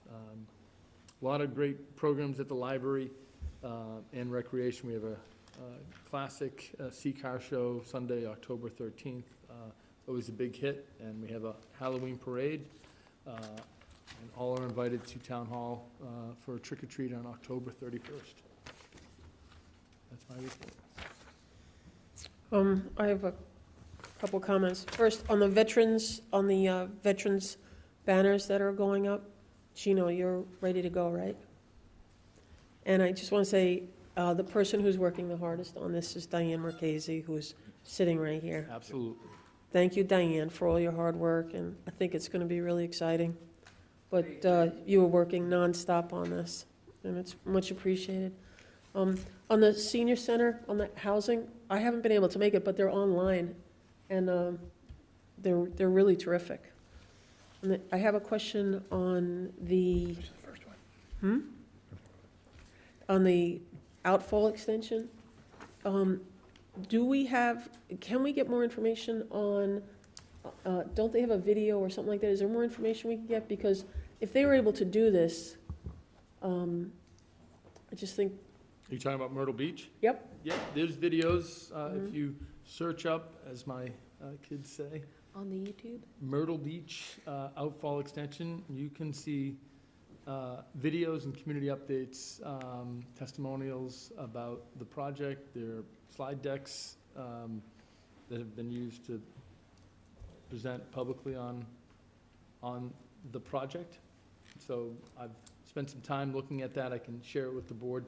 But certainly I've shared it with the stakeholder group, and it's my hope that we can continue to invest in the feasibility, study the bathymetry, the seabed, and get a sense of, whether or not we can actually move forward with a solution that will help this generation and the next, 10 generations feel as though every time they go to that beach, they'll be safe. Can I piggyback on that issue? Please. I just continue to be really frustrated about this. I mean, maybe it's just inevitable with how complicated it is and how none of these solutions are easy, or, but I guess I'll just try to condense that down into, as I'm thinking about it, we're gonna have a pretty full agenda at the beginning of November, because we have the warrant as well, we have to do, as well as this other discussion we just talked about. But maybe like the second meeting in November, could we have the Water and Sewer Advisory Committee come back and, do a full discussion yet again about where we stand? Because the other thing I'm concerned about is that the drift, that was a little bit of a pun right there, the drift is toward this UV. Thanks, Danielle. What I feel like implicitly in that is like, this facility for the UV is gonna sit in Swampscott, and it's Lynn that's deciding that they want the UV. And just to be like blunt about it. And so I'd like to make sure that we had a discussion with Senator Creighton, which was a little unclear. And so I'd like us to kind of come back around to making sure we're giving town administrator, Gino, whoever else is involved in these conversations, kind of clear direction from the select board, because I feel like, we're starting to, drift in certain directions, and I want Look, I appreciate that. I would welcome making that meeting even bigger. I think it might be helpful for the select board, our advisory committee, and Mayor Nicholson, and perhaps our legislative delegation and members of the stakeholders to meet, whether it's in Swampscott, over at Lynn City Hall, and have a conversation among all the stakeholders. This is a once-in-a-generation opportunity, and I actually don't think it's drifting anywhere. I do think everybody wants to figure this out. I think it's complicated, and I think it's been generationally really, really troubling for a lot of folks. And we're all passionate about what we'd like to see. I think folks are in good faith trying to figure out the UV. I think I've probably unfairly characterized the UV, because I've read publicly, or I've stated publicly, that DEP and EPA have challenged the UV because it's never really been used for wastewater, but it does show some promise. I'm I guess an old Yankee, because it's technology, and I love technology, but I feel like it has a lot of complexities. Gino actually has shared with me too. He has some of those similar concerns. Well, This is why, sorry to interrupt you, Sean, but one, I just want to make sure I'm not saying anyone is not acting in good faith, or everyone wants to get to an answer. And by the word drifting, I didn't necessarily mean in a bad way or nefarious way, but I actually meant like things are starting to move, I feel like, in a certain direction. And I want to make sure that we're all clear about if that's true and what that direction is, and if we're really on board with it. And I get the idea of meeting with others too. I'm not sure what the order of things is, whether or not we need to kind of. Why do you think it's moving in that direction? I think what I heard from Senator Creighton, Right. and what I see in Sean's report here, and even Sean kind of acknowledging the potential for it, the UV to potentially work. And the only place I've ever seen a drawing of where the UV is going to sit is in Swampscott. So those things all together make me feel like something's starting to happen here. And are we really clear that that's happening, and do we want it to happen that way? So I've been pretty adamant that I don't think we've done anything close to the work to help justify a site selection for UV. I've shared it. That message was delivered. I understand that, but I've never seen a picture of it sitting anywhere else either. So, you know. Understood, Right. understood. So just so you know, following our last select board meeting with the senator and the state representative, we did make a phone call the next morning just to discuss the issue with where a UV station would sit. And, you know, we just helped them understand that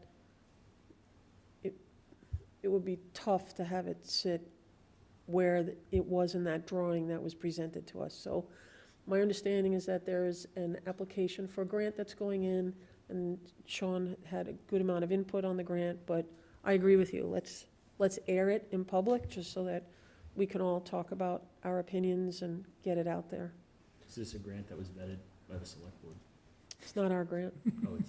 It's a City of Lynn grant? Yeah. City of Lynn. Okay. But I would love it, I'd love for the board to be part of the review, and I'll submit a draft of the grant application to the board, and if we can put it to a vote here and get the board's support for it. Isn't the infrastructure committee going to look at that? They are. I've actually talked to the chair of the committee. I've asked the chair or the chair of the committee to have the committee take a vote and select an option that they'd prefer and make a recommendation. I think we need to lead on this issue, but I've shared that we can keep an open mind. If we have good people that still want to evaluate the efficacy of UV or ozone bubbles, look, let's continue to get the facts. And let's keep an open mind about short-term and long-term. I just think, you know, they've all agreed that studying the outfall can be a piece of the scope in the grant application, and I think that's a good thing. And I think we should monitor this and be very active in the conversation and make sure that we help this region make the best long-term decision and long-term investment on behalf of the Commonwealth and the federal government that we can. When does that grant go in? Do we know? I believe it's 21st of October. November. Okay, so we actually November. could. Timing-wise, I think beginning. 20th would be our second meeting in November. Yep. I think we need to talk about this in the first meeting, though, and just get a sense from the board. I'll get it out to you soon, and perhaps, you know, we can support the application and keep an open mind, but be very, very focused in terms of how we advocate for what we think might be best for a solution. What is the plan? What is the plan for that grant? Are they going? Have they committed to, you know, sending it over to you and getting input? Okay. We've been working together for 2 years, and I think, you know, there's a sense that we are in this together and it's okay for us not to see everything eye to eye. We recognize that we have different perspectives, but we're going to work through it, and we're going to try to build consensus. Not easy, though, is it, Gino? Amy, one second. Amy, can you, the next time you report on ARPA, can you please also give us an update on the ARPA money from the state, the 2.5? Yes, the earmark. Over there. And then can we also get an update on capital? I just have two. Town Administrator report. For human resources, could we just get, could you circulate a list of open positions? Sure. At Town Hall, DPW, just whatever's been, everywhere, which is whatever's posted. And mean what's open? Not yet been filled. Isn't it online? I mean. I can get a list, yeah. Yeah, not all vacancies are posted. Thank you, Amy. You're welcome, Katie. Mm-hmm. I was. Yeah, I think there are some folks who have either changed titles or moved positions, and then I don't think we've reposted those positions, and before I say that, I want to make sure that's accurate. And then I just have a question for, I don't know if this is, Sean, it's not necessarily for you, but I have a question about pumpkins in the compost bins. The town-issued compost bins, are they allowed to go in there? So you don't have to answer today. You're saying yes because pumpkins are compostable and all those things, but when the entire town puts pumpkins into compost bins, it becomes very heavy, and I think that that over time they've asked Yeah, they us can not to be- do They've that, right? asked to not have us, So in the past, ideally. we've had a truck at the DPW yard, Okay, and basketball drop the pumpkins off there. okay, that's They what I thought. do attract animals. Yes, that's the other thing. And so we want folks to bring them down and smash them. Okay, but if you can't attend on the 3rd, then there might be another opportunity for you to compost them somehow. We'll figure that You out. could bring them down to the police station compost area also if you wanted. Yeah. Yeah, But the truck, I think, smash has been replaced. Okay. Right. Okay. So November 2nd, is it, Gino? or Yep. 3rd. The 3rd? Third. November 3rd, yeah. I had one, maybe two more things. The handbook revisions that we agreed on last time, status of actually seeing that updated handbook so we all can sign, It went to council. okay? Council has a question that I failed to answer because I don't know the answer yet. We'll come back with the cannabis report, We'll come back with what? with the cannabis update. No, we'll have a question. It'll come back sooner than that Okay. because it's me, not them. Well, you're, I'm holding them up. okay. Okay, fair enough. Fair enough. Any more questions, Doug? Doug had something else, didn't you? No. I'm past my timeline for David. Good. Danielle, do you have any questions? No, I don't. Okay, so, moving along, So the consent agenda? we can go to the consent agenda, and I just want to, on the consent agenda, I just want to pull out the minutes, only because I didn't get a chance to go over them, so if you could just pull out both of them. And if, Motion to approve the minutes. I mean, the consent agenda minus the minutes. give me a second, Second. all in favor? Aye. Select board time. Katie? The only thing I have is, I did have the opportunity, as presented tonight, to interview the two folks who were interested in the vacant Board of Health position. And in one of those interviews, Helen, who is now on the Board of Health, mentioned that she was a retired nurse and even if she couldn't fill that seat, would like to help the town in any way in that capacity. And Jeff Vaughn had mentioned that with the vaccination clinics and things that are happening in town, there are opportunities like that. So I just wanted to put that out there to the greater amount of people who are listening. If you happen to have a skill set in nursing or doctoring, I guess, that's not very eloquent, but you know what I'm saying. Public health, thank you. Please reach out to Jeff or us, and we'll connect you with Jeff. And there are opportunities for you still to be given vaccines if you want to be given vaccines out. So please raise a hand. David wants to raise a hand. Can you help do that? Yeah, of course. Of course, I will do my best. Do no harm. There you go. David? Yeah, so I just had a few comments. Just a reminder, we are having a fundraiser tomorrow at Mexicali from 12 to 9 p.m. To support the Swampscott CPA. So come, have lunch, have dinner, have a drink, and on your receipt, write Swampscott CPA. 20% of the proceeds will go right to that ballot initiative. received an email. Sean, you may have received this too, from Mark Barden. He just mentioned, he said, when cleaning out my folks' house to prepare my mother to move into the residence, one of the things my father had proudly hanging in his den was his Distinguished Citizens Award. It got him thinking that these awards disappear with their recipients. He had talked to you, Sean, about putting a plaque in Town Hall listing all the recipients as a historical record. Also, one of the things that he was looking to do was to tie the Citizens Awards into the town report.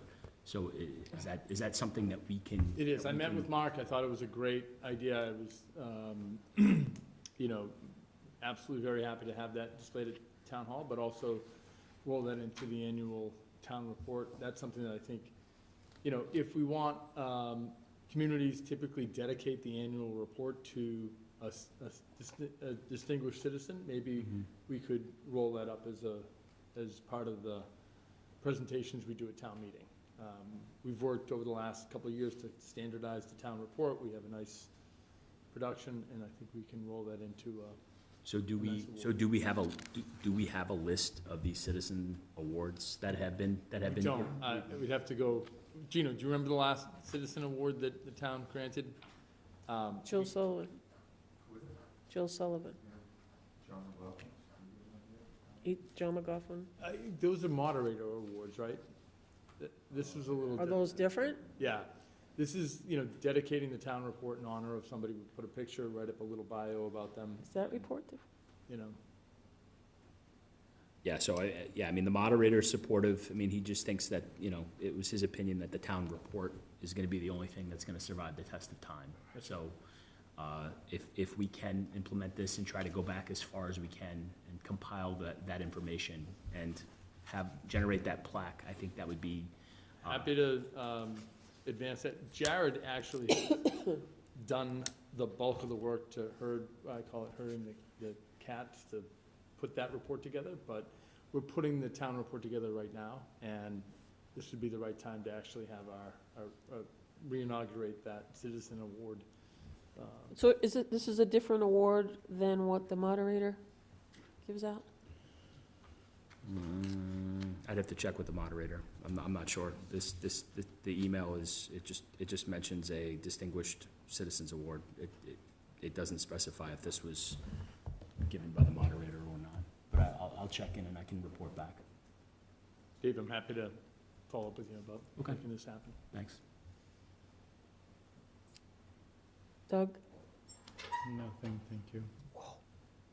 Danielle? Nothing, nope. Mary Ellen? Okay.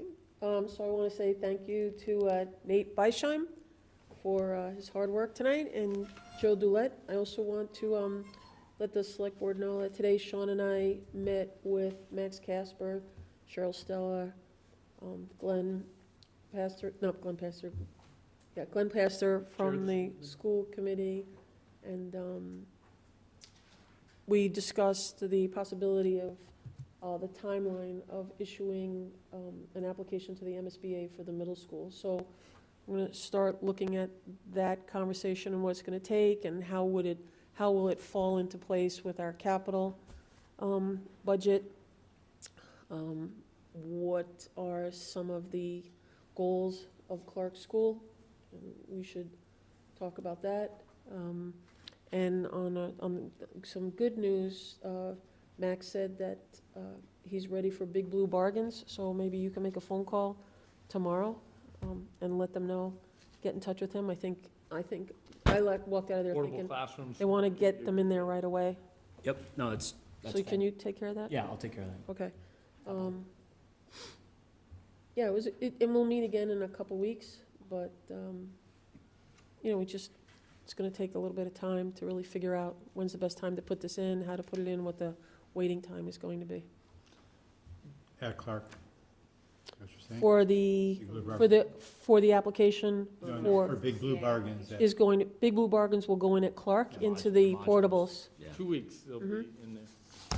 Fantastic. I think 2 days are going to be, they're going to, if they're watching this, they're probably loading up the trucks right now. Middle school's going to take, if a statement of interest goes in for this year's application, We don't even know when the MSB will open up. About 5 years. So it takes a long time, so. But it will give the town a chance to understand how to put it into our debt service, Patrick. So we're gonna have to find some space for it. Okay. So with that, I think we are all set. So can I have a motion to So moved. end the meeting? Second. All in favor? Aye. So moved. Night, everybody. Good night, everyone. Good night.